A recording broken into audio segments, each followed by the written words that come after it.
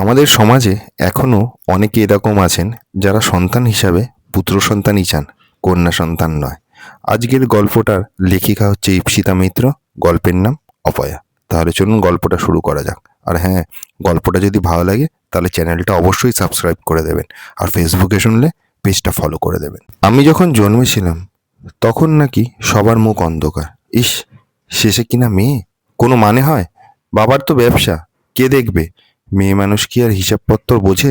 জন্মানোর পরই বাড়ির লোক একটা উপাধি দিয়ে দিল আমাকে, অপয়া মেয়ে।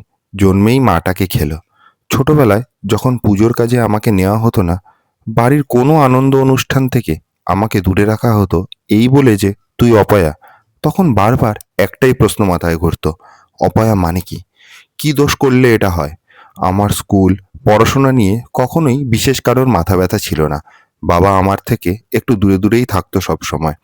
আমি তো মাকে খেয়েছি। তবে আরও একটা কারণ ছিল, আমার বাবার দ্বিতীয় বউ আর তার ছেলে শুভ। বাবা নিজের নতুন সংসারে নিয়েই সব সময় মেতে থাকতেন।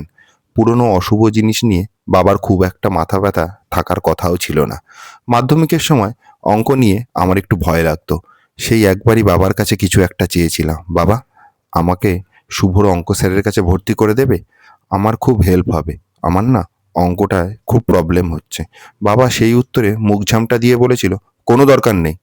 কত তো বিদ্যাসাগর হবি জানা আছে। আমার কাছে নষ্ট করার মতন টাকা নেই। ওর মাইনে কত জানিস? 500 টাকা। উত্তরটা শুনে সেই দিন হঠাৎ নিজের মূল্যটা বুঝলাম। সত্যিই তো, 500 টাকা খরচ করার মতো দামি কি আমি? সেই দিন চোখটা জলে ঝাপসা হয়ে গিয়েছিল। তারপর আর কখনো বাবার কাছে কিচ্ছু চাইনি। আর্টস নিয়েই পড়াশোনা করলাম। কলেজ শেষে ইউনিভার্সিটিতে পড়বো বলে যখন বাড়িতে বললাম, তখন বাড়ির প্রত্যেকের চোখ বড় বড়। আমার সৎমা তো বলেই ফেললো, যত সব ন্যাকামি, পারি না আর। আর বাবার উত্তরটাও জানা, তোর পেছনে নষ্ট করার মতো টাকা আমার কাছে নেই। সেই দিন আমি উত্তরে একটা কথা বললাম, আমারও সেই টাকার দরকার নেই। যেই মাকে চোখে দেখেনি তার একটা সোনার চেন আর কানের দুল ছিল, বিক্রি করে দিলাম। যে আমাকে 9 মাস পেটে রেখে নিজের জীবন দিয়ে জন্ম নিল, তার কাছে নিশ্চয়ই আমি দামি ছিলাম। তাই তার টাকা আমার জন্য নষ্ট হবে না। ইউনিভার্সিটিতে পড়ার দৌলতে শুরু হলো আমার হোস্টেল লাইফ। এমন একটা জীবন যেখানে কথায় কথায় কেউ আমাকে অপয়া বলে না। এমন একটা জীবন যেখানে অনেক ছেলে বন্ধু আমার লেখা নোটস চেয়ে নিয়ে গিয়ে মুখস্থ করে পরীক্ষায় লেখে।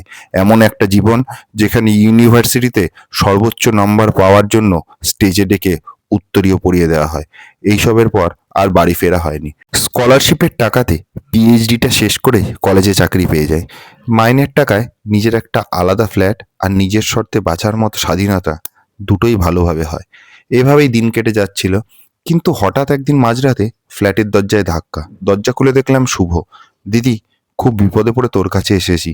বাবার ব্যবসায় অনেক টাকা লোকসান হয়ে গেছে রে। আমাকে 4 লাখ টাকা দিতে পারবি? না হলে বাবার ব্যবসাটা আর বাঁচাতে পারবো না। টাকাটা সেদিন দিয়েছিলাম ভাইকে। এরপর বাড়িতে আমার ডাক পড়ল। প্রায় 8 বছর বাদে সেই দিন বাড়িতে ঢুকলাম। আজ আর কেউ আমাকে অপয়া বলছে না, আজ আমি পয়া। এই সংসার, এই ব্যবসা বাঁচিয়েছি তো, তাই আজ আমি লক্ষ্মীমন্ত মেয়ে। বাবা আমাকে দেখেই একগাল হাসি দিল। আমার সৎমা আজ আমাকে নিজের হাতে পায়েস বানিয়ে খাওয়ালো। কি আদর যত্ন আপ্যায়ন! সেই দিন আমি একটা চাবি পেলাম, বাবাই নিজের হাতে দিল, আমার মরা মায়ের আলমারির চাবি। সেই আলমারির সব শাড়ি আজ আমার। আলমারি খুলে যেন আমি আমার মাকে ফিরে পেলাম। যেই মাকে কখনো দেখিনি তার গন্ধ পেলাম, যেন মায়ের হাতের একটা ছোঁয়া পেলাম। কিন্তু হঠাৎ একটা শাড়ির ভাঁজে রাখা একটা ডায়েরিও দেখলাম। তার ভেতরে একটা ডাক্তারি রিপোর্ট, সেটাতে লেখা অ্যানিমিয়ার পেশেন্ট, রক্ত শরীরে খুবই কম, বাচ্চা নিলে কখনো সারভাইভ করতে পারবে না। আর তার পাশে ডায়েরির পাতায় লেখা শুধু দুটো শব্দ, মৃত্যু নিশ্চিত। ওটা আমার মরা মায়ের হাতের লেখা। সেই দিন বুঝলাম মা মারা যায়নি, মাকে খুন করা হয়েছিল শুধু একটা লোভে, ছেলে পাওয়ার লোভে। গল্পটা যদি ভালো লেগে থাকে তাহলে অবশ্যই সাপোর্ট করে দেবেন।